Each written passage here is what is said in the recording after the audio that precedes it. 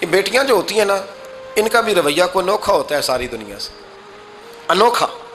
میں کبھی کبھی کچھ ایسی باتیں کرنے کو دل کر جاتا ہے کہ جو کر گزرتے ہیں۔ ایک صاحب مجھ سے ایک دن کہنے لگا، حضرت صاحب بڑی مشکل میں ہوں اور اتنا کٹھن وقت آ گیا کہ کوئی حال ہی نہیں۔ میں نے ان سے کہا کہ اپنی اماں سے دعا کراؤ، مسئلہ ٹھیک ہو جائے گا۔ میں نے لگا اماں تو انتقال کر گئی، تو میں نے کہا بہن سے دعا کراؤ۔ کہنے لگا بہن دور رہتی ہے، تو میں نے کہا پھر بیٹی سے کرا لو۔ آپ یقین کریں، اللہ کے گھر میں بیٹھا ہوں، رمضان کا مہینہ مجھے تیسرے دن ملا۔ کہنے لگا حضرت صاحب الحمدللہ اللہ نے میری مشکل آسان کر دی۔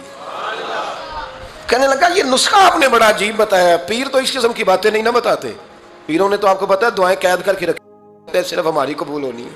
کہنے لگے آپ ان کا میرے ساتھ ارادت کا رشتہ ہے۔ کہنے لگے آپ کس طرح کے پیر ہیں کہ آپ نے مجھے پلٹ کے کہہ دیا کہ اماں سے، بہن سے، بیٹی سے؟ تو میں نے کہا اصل بات یہ ہے کہ میں کبھی تھکا بھی ہوتا ہوں، کبھی کسی رنگ میں بھی ہوتا ہوں، اور کئی دفعہ اب تو یہ حال ہو گیا ہے کہ رونا آئے بھی تو روتے نہیں کہ لوگ تماشا نہ سمجھیں۔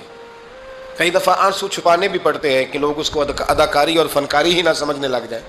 تو میں نے کہا یہ جو بیٹی ہوتی ہے نا، یہ جو بہن ہوتی ہے، یہ جو ماں ہوتی ہے، اس کو اشارتاً بھی آپ کان میں کہہ دینا مشکل میں ہوں تو یہ رات کو رو رو کے مصلی بھگو دیتی، یہ رو رو کے دعا مانگتی ہے بیٹے کے لیے، بھائی کے لیے، باپ کے لیے۔ اس کا رنگ ہر بیٹی پیار کرتی ہے، اور یقین کریں کہ کلیجہ ٹھنڈا ہو جاتا ہے جب بیٹیاں چھاتی پہ لیٹتی ہیں، تو لطف آتا ہے کہ اللہ کریم نے اس ننھی سی کلی میں کیا ٹھنڈک رکھی ہے کہ سارے دل کا جو ہے بوجھ اس نے ہلکا کر دیا۔ تو بتائیے پھر میرے نبی پاک کی شہزادی کی حضور سے محبت کتنی ہوگی۔